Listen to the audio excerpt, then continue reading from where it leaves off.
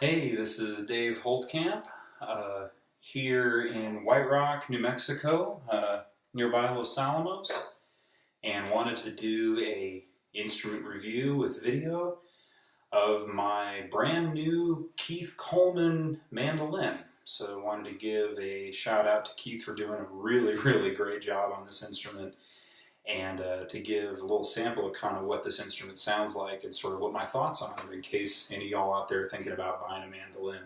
A little bit of background on myself. I play mandolin, banjo, guitar, dobro, and percussion. I've been doing mandolin for about 12 years now. The instrument that I've played up until owning this one is a Samick. I believe it's the MF2, which is the Hatfield sort of F-style mandolin the Samick puts out. Samick is based out of, I believe, out of Korea, out of South Korea.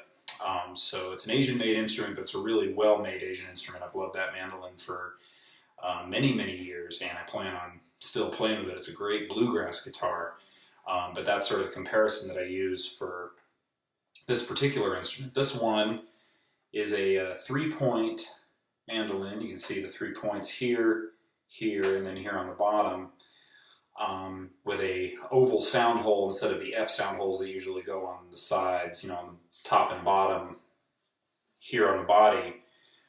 It is a Spanish cedar top, which is not typical for mandolins from what I understand, and then rosewood sides, or I'm sorry, not a rose, a cherry sides and a cherry back. The neck, I believe, is also cherry, and Keith, if you feel like you need to correct me on any of these points on the construction, please feel free to do so. The really great thing about Keith's mandolins is the unique sound that these things produce. I'll play a couple of tunes just kind of here and there to kind of give you an idea. This is not necessarily what I think a lot of Puritan sort of bluegrass folks would think of as a bluegrass mandolin, especially being a sort of center sound hole, a little bit broader body, a sort of a broader, warmer sound. But I'll try to do a couple of licks to kind of persuade that opinion. Otherwise, I think this mandolin is very versatile in a lot of different styles, and I'll do a couple of tunes just to kind of illustrate that point.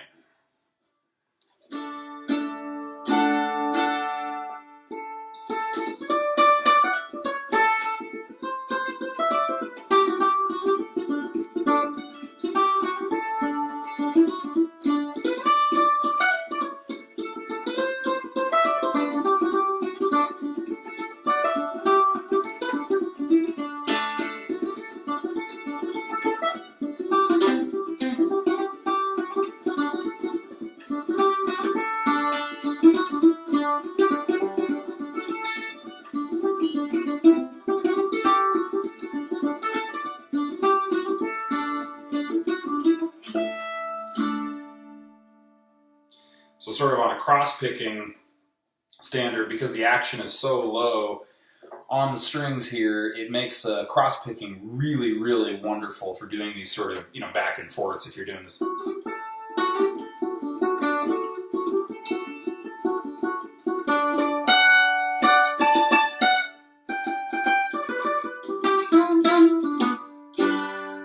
So it's got a good sort of bark to it if you like that brighter sort of mandolin sound, and that's something that I got used to a lot with the Samick or any sort of the standard F-style mandolins that don't really project a lot of mellower sounds. They typically have a little bit brighter, barker, sort of a sound.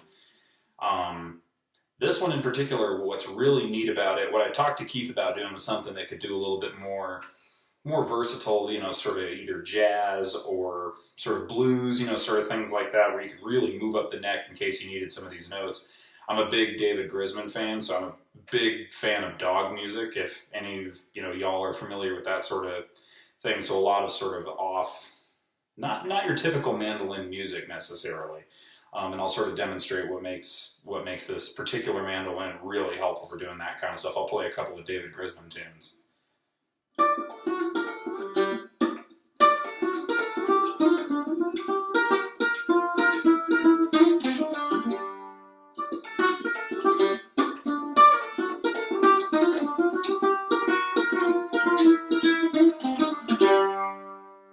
right there, those little kind of hammer-ons and pull-offs and stuff like that, come really, really easy down here at the bottom part of the neck. A couple of reasons for that.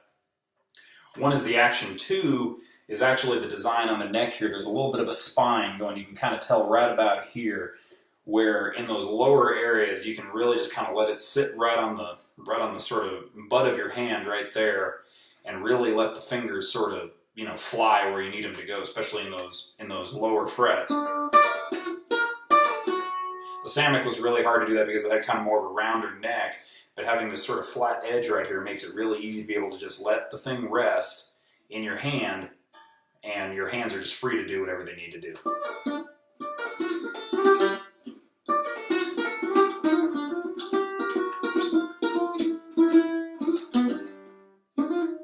Still getting used to the placement of some of these, but it's really cool.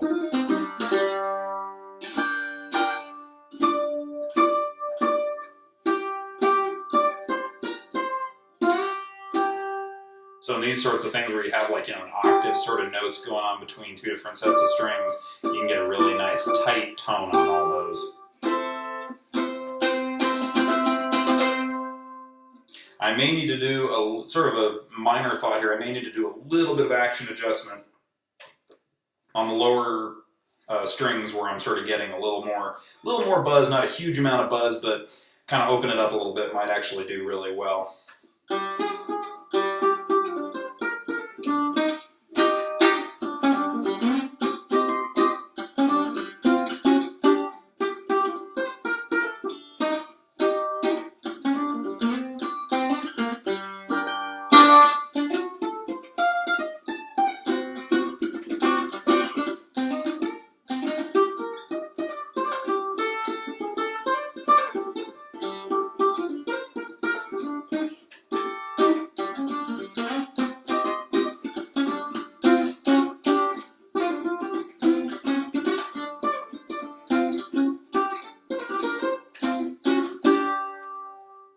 Overall, it's a really unique sort of mandolin. One thing that was noticeable actually in the higher elevations up here coming out of Albuquerque, we're, you know, a couple thousand feet higher, and the strings did have a little bit of adjustment thing, and that might have to just do with the fact that it's, you know, a little bit cooler, a little bit, you know, higher up in elevation, but, you know, got it tuned up and it seems to be, you know, settling in just fine. The Spanish cedar top definitely has a little bit of flex in the tone as opposed to the spruce that I'm used to, so it's just very different, but very sharp, very warm, you know, if you needed to do these kinds of softer tunes. It